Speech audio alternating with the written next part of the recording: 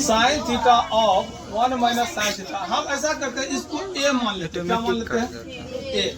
इसको बी मान लेते हैं, तो ये भी ए कहलाएगा, ये भी बी कहलाएगा। इसी प्रकार नीचे वाले देखिए, इसको भी ए मान लेते हैं, इसको भी बी मान लेते हैं, ये भी ए और ये भी बी। तो आप पढ़े होंगे ए प्लस बी और ए माइनस बी का जो फॉर्मूला बनता है क्या बन जाता है? ए का स्क्वायर माइनस बी का स्क्वायर। तो हम इसको डायरेक्ट ए का स्क्वायर माइनस बी के स्क्वायर के फॉर्म में लिख देते हैं। नहीं, एक ही नंबर का सोल्यूशन कर रहे हैं। आपका ए का स्क्वायर मतलब 1 का स्क्वायर माइनस बी का स्क्वायर। देखिएगा सब आदमी माइनस बी का स्क्वायर डायरेक्ट डाल देते हैं, तो ये आपका कितना आ जाएगा नीचे वाला। फिर ये भी उसी ढंग से बन जाएगा, ए का स्क्वायर और बी का स्क्वायर ना। तो अब 1 का स्क्वायर तो एक ही रहेगा, ये भी बात है। माइनस साइन का स्क्वायर थीटा बटा 1 और क्या आया जी, कॉस का स्क्वायर थीटा, यही रहेगा।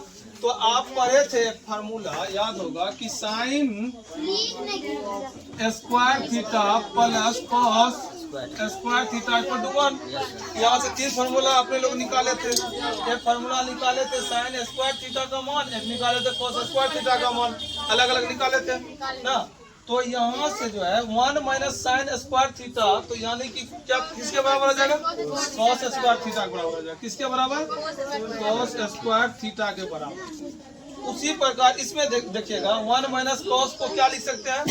साइन का साइन स्क्वायर थीटा। ये तो समझ में आ गया। एक और फार्मूला तुमको बताए थे, साइन बटा कॉस और कॉस बटा साइन को क्या क्या लिखते हैं?